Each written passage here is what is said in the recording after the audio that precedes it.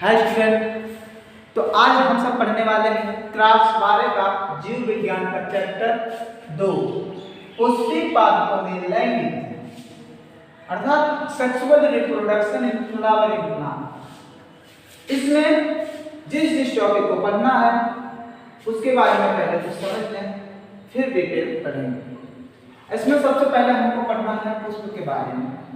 पुष्प क्या होते हैं? कोई पूछे अगर पुष्प क्या होते हैं तो बताना पौधे का वह कोमल भाग जहाँ पे जनन अंग उपस्थित होते हैं उसे हम पुष्प कहते हैं। क्या? पौधे का वह कोमल भाग जहाँ पे जनन अंग उपस्थित होते हैं वह पुष्प कहलाता है। इसके बाद पढ़ेंगे पुष्प की संरचना में पुष्प के कितने भाग होते हैं। इसके बाद पुष्प की संरचना के बाद हम सब पढ़ेंगे पुष्पों में लैंगिक जनन अर्थात जब पुष्प में लैंगिक जनन होती है कितनी घटना में पूर्ण होते हैं, इसके बारे में पढ़ेंगे। तो पुष्प में जो लैंगिक जनन होते हैं उनके 3 घटना पढ़ेंगे हम। एक होता है निषेचन पूर्व घटना, अर्थात निषेचन के पहले जो घटना हुई होगी उसे हम निषेचन पूर्व घटना कहेंगे। फिर पढ़ेंगे निषेचन, उसके बाद पढ़ेंगे निषेचन पश्चात। अगर हम निषेचन पूर्व घटना की बात करें तो ये भी 2 चरणों में पूरा होता है। पहला होता है युग्मक जनन और दूसरा होता है युग्मक स्थानांतरण। अगर हम फिर युग्मक जनन के बारे में देखें तो युग्मक जनन जो होता है अर्थात युग्मकों का निर्माण भी युग्मक जनन कहलाता है। यह प्रक्रिया पुष्प के नर वाले भाग में भी हो सकता है और पुष्प के मादा वाले भाग में भी। अगर यह प्रक्रिया पुष्प के नर वाले भाग में होगा अर्थात परागकण का निर्माण कर रहा होगा तो यह प्रक्रिया लघु बीजाणु जनन है। अच्छा, इसी में युग्मक का निर्माण अर्थात पुष्पों में मादा युग्मक का निर्माण जिसे हम अंडाणु कहते हैं, इसके संरचना का निर्माण अगर होगा तो उसे हम गुरु बीजाणु जनन कहते हैं। इसीलिए युग्मक जनन को 2 भाग में लिखते हैं। आगे हम देखेंगे युग्मक स्थानांतरण अर्थात जब युग्मक बन जाएगा चाहे वह परागकण हो या अंडाणु तो युग्मक का स्थानांतरण होगा। एक्चुअली में युग्मक का स्थानांतरण केवल परागकण का ही स्थानांतरण है, अर्थात यह पुष्प के परागकोश से निकलता है और पुष्प के मादा वाले भाग अर्थात वर्तिका पर जाता है तो यह क्रिया परागण कहलाती है। ये परागण की क्रिया 3 तरह से होता है। एक स्वपरागण हो सकता है, परपरागण हो सकता है और कृत्रिम परागण। ये तीनों परागण की क्रिया कई माध्यमों से होता है। जैसे अगर स्वपरागण परपरागण की बात किया जाए तो स्वपरागण की क्रिया हवा के द्वारा जिसे वायु कहते हैं वायु के द्वारा भी हो सकता है, जल के द्वारा भी हो सकता है और कीट के द्वारा भी हो सकता है। अगर इसके बाद हम देखेंगे दूसरा आएगा निषेचन। निषेचन जो होता है इसमें द्विनिषेचन होता है। कैसे होता है? युग्मक संलयन होगा और त्रिसंलयन होगा। युग्मक संलयन मतलब जो परागकण होंगे या अंडाणु से फ्यूजन करेंगे जुड़ेंगे तो ये प्रक्रिया कहलाएगा युग्मक संलयन। लेकिन जब परागकण जाते हैं परागकोश पे तो 2 नर केंद्रकों में बच जाते हैं। एक तो जुड़ता है अंडाणु से और दूसरा जब जुड़ता है द्वितीयक केंद्रक से, इसीलिए इसे त्रिसंलयन बनाते हैं। अर्थात द्विनिषेचन होता है युग्मक संलयन और त्रिसंलयन मिलाकर, क्योंकि यही त्रिसंलयन आगे के भ्रूण का निर्माण भ्रूण कोश का निर्माण करते हैं। अगर निषेचन पश्च घटना में देखेंगे तो निषेचन के बाद जो घटना हुई होगी उसे हम निषेचन पश्च घटना कहेंगे और निषेचन पश्च घटना में हम बीज का विकास पढ़ेंगे, सीड का विकास कैसे होता है, फिर भ्रूण का विकास कैसे होता है, भ्रूण कोश का विकास कैसे होता है, फिर फल का निर्माण। फल का निर्माण देखेंगे तो 2 तरह से देखेंगे, आभासी फल का निर्माण, वास्तविक फल का निर्माण। आभासी फल में क्या देखेंगे? जब अंडाशय से डायरेक्टली फल का निर्माण हो जाएगा वह आभासी फल होगा। अगर वास्तविक फल का बात करें तो अंडाशय के अलावा किसी अन्य भाग से अगर फल का निर्माण होगा तो वह वास्तविक फल होगा। फिर आगे देखेंगे विशिष्ट विधियां भी होती हैं इसी में। विशिष्ट विधियां में होता है अनिषेक जनित फल। अनिषेक जनित फल होते हैं अर्थात बिना निषेचन के जब फल का निर्माण हो जाएगा तो वह अनिषेक जनित फल होता है। आगे हम देखेंगे इसके बारे में। बहुभुर्णता किसे कहते हैं? बहुभुर्ण का मतलब एक ही बीज से में एक से अधिक भ्रूण जब रहते हैं, एक बीज में एक से अधिक भ्रूण का जब निर्माण होता है उसे हम बहुभुर्णता कहते हैं। असंग जनन क्या होता है? बिना निषेचन के बीज का उत्पादन हो जाए तो उसे हम असंग जन्म कहते हैं। अब इसके बारे में पूरे डिटेल में, पुष्प की संरचना के बारे में पूरे डिटेल में बात करेंगे हम सब आगे। अभी जस्ट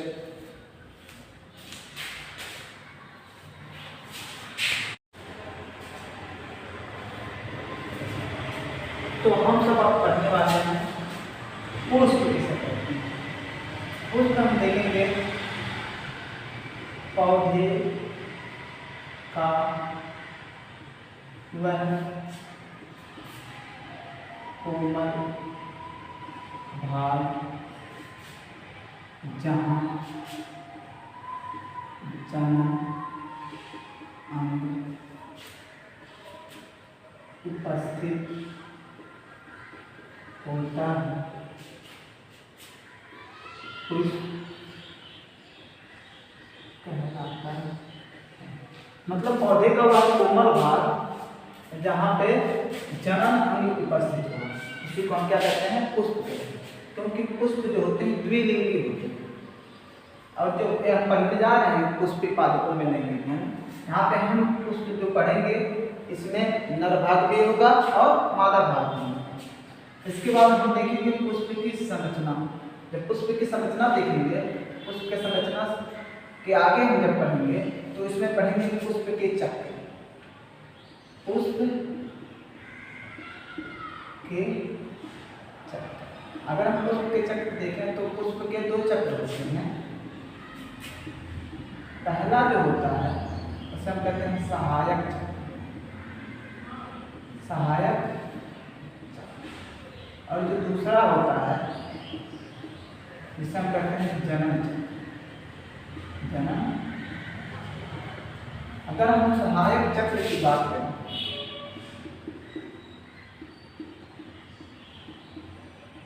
सहायक चक्र, तो सहायक चक्र के दो भाग होते हैं। पहला होता है वायु, दूसरा होता है दल। अगर हम जनन चक्र की बात करें, इसके दो भाग होते हैं। पहला होता है पुंग, दूसरा होता है जयान।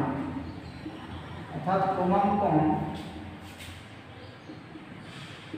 पुष्प का नर भाग कहेंगे, जयान को पुष्प का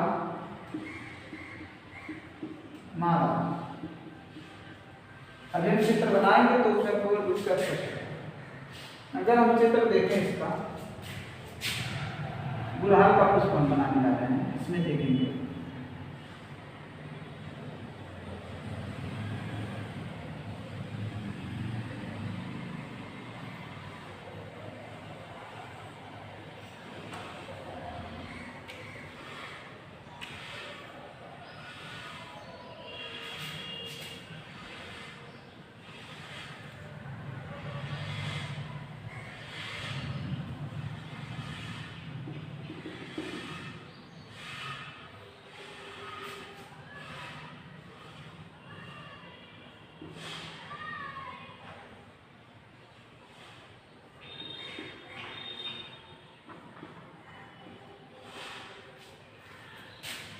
पुष्प में सबसे ऊपर जो इस तरह से हरे रंग की संरचना होता है,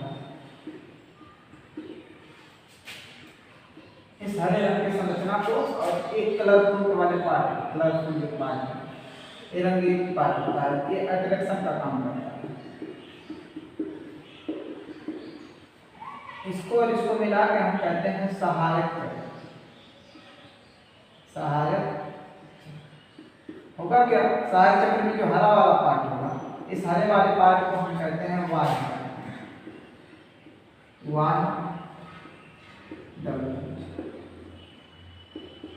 अगर बात करें रंग युक्त पार्ट को, इस रंग युक्त पार्ट को हम कहते हैं दल।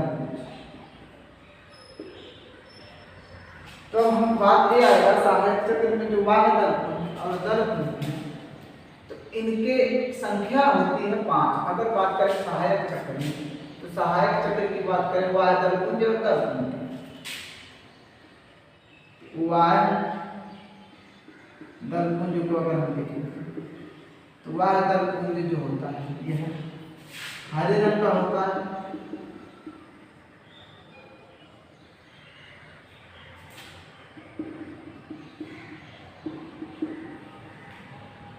यह पुष्प की कली को कली का सुरक्षा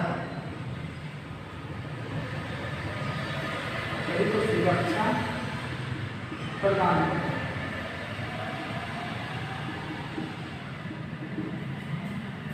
पुष्प को भोजन भी प्रदान करता है, अर्थात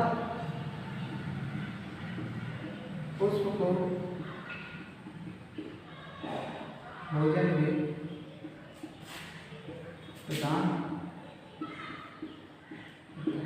क्योंकि हरे होते हैं, हरे होते हैं इसलिए इसमें क्या होता है फोटोसिंथेसिस की क्रिया, प्रकाश संश्लेषण की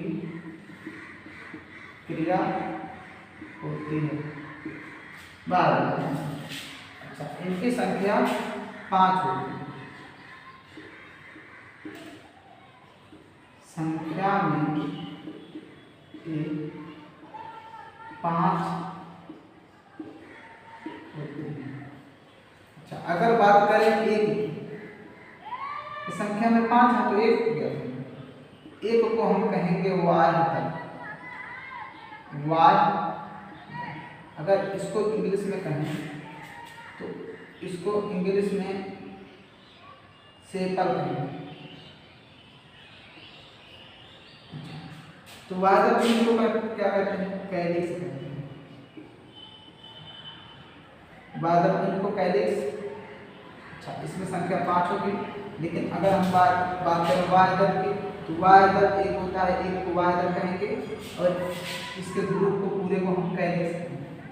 अर्थात इनकी संख्या कितनी होती है 5, 1 2 3 एक यहाँ और एक यहाँ, 4 और 5 पुष्प। अच्छा, इसके बाहर भी एक होता है इस तरह से जिसे हम इंडिकैलिक्स उपवाय दल। तो इसमें जो 4 चक्र हैं इसके अलावा भी एक चक्र होते हैं जिसे उपवाय दल। अगर बात करें तो वाय दल पुंज की, अगर हम बात करें दल पुंज की,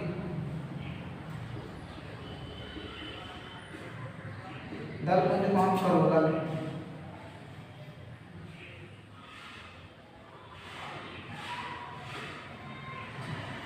करोला, इसकी संख्या भी 5 होती है। रंग युक्त होते हैं, ये रंग युक्त होते हैं। रंग युक्त मतलब कई रंग होते हैं, लाल हो सकते हैं, सफेद हो सकते हैं, पिंक हो सकते हैं, व्हाइट हो सकते हैं, मतलब कई रंगों में ये हो सकते हैं। तब रंग युक्त क्यों रंग युक्त होते हैं, ये इसलिए रंग युक्त होते हैं क्योंकि ये कीटों को आकर्षित करने का काम करते हैं। कीटों को आकर्षित करने का काम, एक कीटों को आकर्षित क्यों करते हैं, कीटों को आकर्षित करने का काम इसलिए करते हैं क्योंकि परागण की क्रिया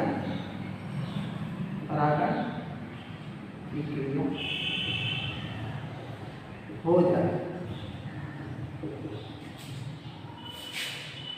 अब कहोगे सर परागण की क्रिया क्यों कीट करते हैं? एक्चुअली में कीट जब पुष्प पे बैठते हैं तो उसमें पाए जाते हैं परागकोश।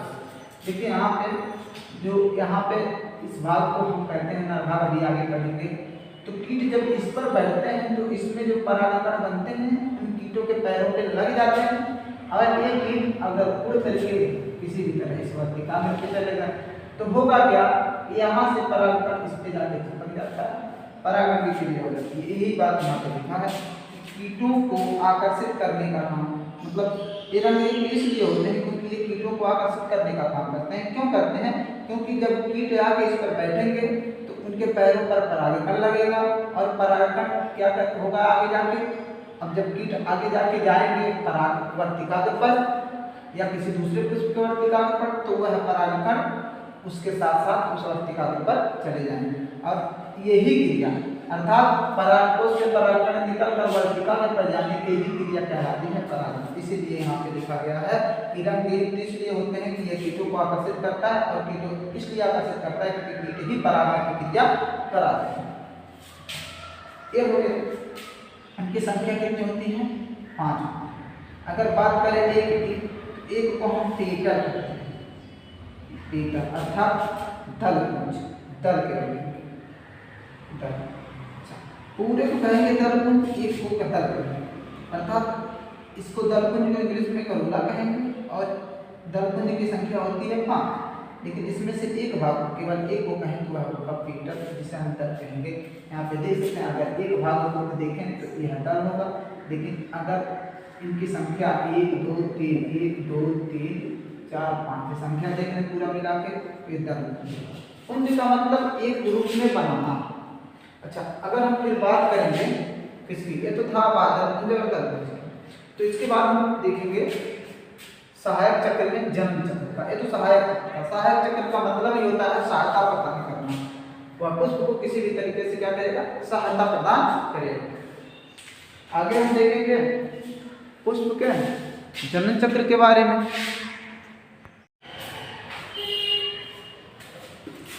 तो इसके बाद हम सब पढ़ने वाले हैं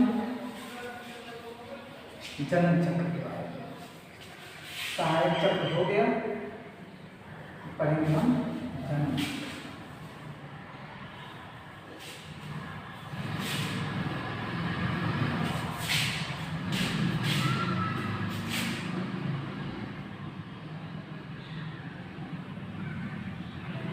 जनन चक्र में 2 भाग था,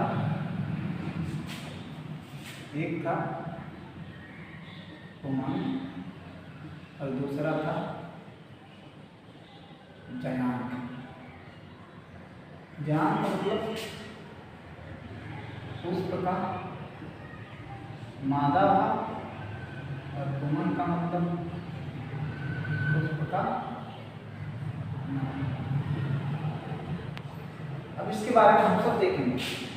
अगर हम देखें पुष्प में तो ये भाग पुष्प का नर भाग, ये भी भाग पुष्प का नर भाग है। ये सब क्या है? पुष्प के नर भाग। तो हम क्या करेंगे, अगर पुष्प के नर भाग की संरचना बनाना चाहें, ये पुष्प का नर भाग अर्थात पुमन, तो एक को हम पुंकेसर कहेंगे। पूरे को मिला के जैसे 1 2 3 4 5 इन सबको मिलाएंगे तब बनेगा पुमन। लेकिन एक को हम बात देखेंगे तो इसे कहेंगे पुंकेसर। क्या कहेंगे? पुंकेसर। तो जो पुंकेसर होता है ये 2 भागों में होता है। एक होता है परागकोश, और दूसरा होता है उत्तम। इसे कहते हैं फिला मैन, और इसे कहते हैं एम। तो अगर हम कोमन की बात करें, इंग्लिश में से कहते हैं एंडोसियम।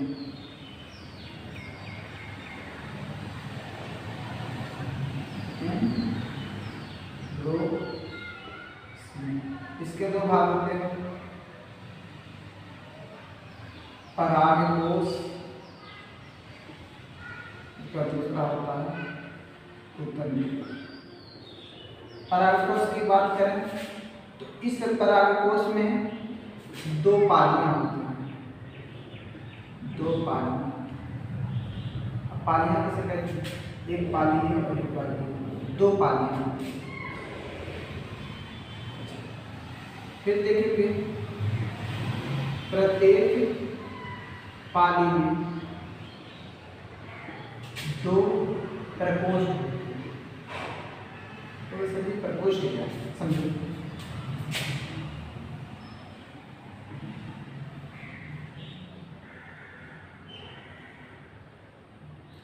अगर हम इसको एक पाली लें तो इस एक पाली में एक प्रकोष्ठ एक दो प्रकोष्ठ, इसी तरह इधर भी एक पाली बनेगा और इस एक पाली में कितने प्रकोष्ठ?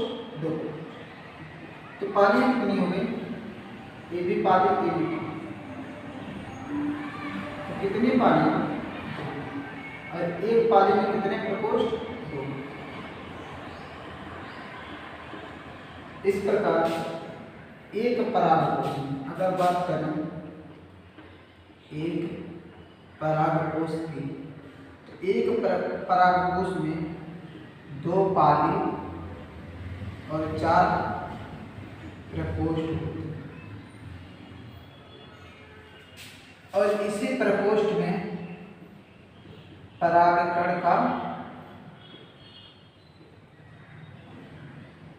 निर्माण होता है, जिसको आगे हमको पढ़ना है। तो तब परागतंत्र का काम क्या होता है? यह परागकोश को मजबूती प्रदान करता है।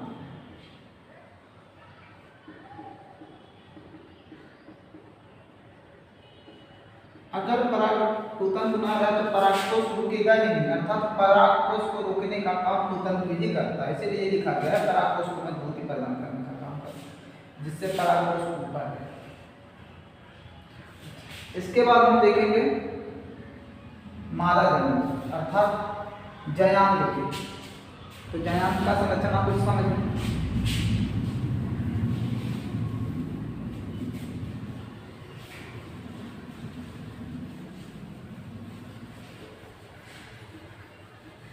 अगर हम देखेंगे जयान तो जनन चक्र में उमंग का बात हो गई, जिसे हम क्वेश्चन करते हैं।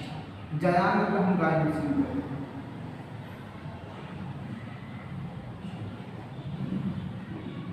जयान के तीन भाग होते हैं। पहला भाग होता है वर्तिकाल, दूसरा होता है वर्तिका और तीसरा होता है अंडाशय।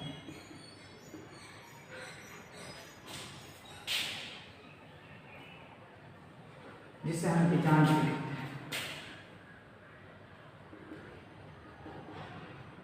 किसी बीजांड के अंदर बीज का निर्माण।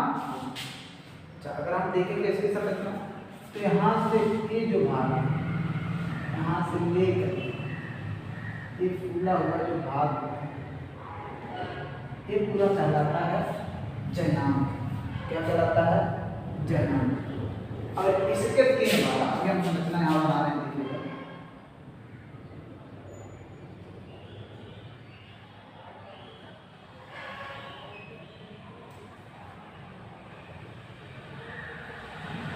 याद पड़ जाएगा वर्तिका के बीच वाले पार्ट को वर्तिका। इस वीडियो में हमको अगर बात करें वर्तिका तो इसको इंग्लिश में कहते हैं स्टिग्मा। तो कहते हैं स्टिग्मा, इसे कहते हैं स्टाइल और इसे कहते हैं ओवरी। तो इस जयांग के तीन भाग होते हैं, स्टिग्मा, स्टाइल, ओवरी अर्थात वर्तिका और अंडाशय। वर्तिकाग्र का काम केवल होता है परागकण को पकड़ना और पकड़ करके यह प्रकार का ऐसा तरल पदार्थ निकालता है वर्तिका, जिससे वही परागकण फूल जाता है और परागनलिका का निर्माण करता है। जब परागनलिका में वही जो परागकण का केंद्रक होता है जाता है, दो भागों में बट जाता है, जिस तरह डोनर युग्मक का निर्माण होता है और वही आगे पूजन करके एक द्वितीयक केंद्रक से जुड़ता है, एक अंडाशय से जुड़ता है और मिला करके क्या बनाता है? युग्मक का निर्माण और युग्मनज का निर्माण करता है और त्रिसंयोजन बनाता है। और ये दोनों आपस में मिल करके द्विनिषेचन की कार्य करते हैं, जिसे द्विनिषेचन भी कहते हैं। आगे भी बढ़ाएंगे उसको भी, द्विनिषेचन की प्रक्रिया इसके पहले भी बताया। वर्तिका का कार्य केवल होता है एक रास्ता प्रदान करना, मतलब कि बीज वाली यहाँ से यहाँ तक की जो नदी है तो वर्तिका कहलाती है। ऊपर वाला भाग वर्तिकाग्र और ये बीच वाला पूरा वो भाग कहलाता है अंडाशय। अर्थात इसी अंडाशय में अंडाणु केंद्र निर्माण होता है और ये अंडाणु जब बन जाते हैं उसी से परागकण आके फूजन। अंडाशय का ही कार्य होने ये इतना था, केवल सहायक चक्र और जनक चक्र। इसके आगे भी हमको पढ़ना है, उसके आगे क्या पढ़ना है आगे देखेंगे हम।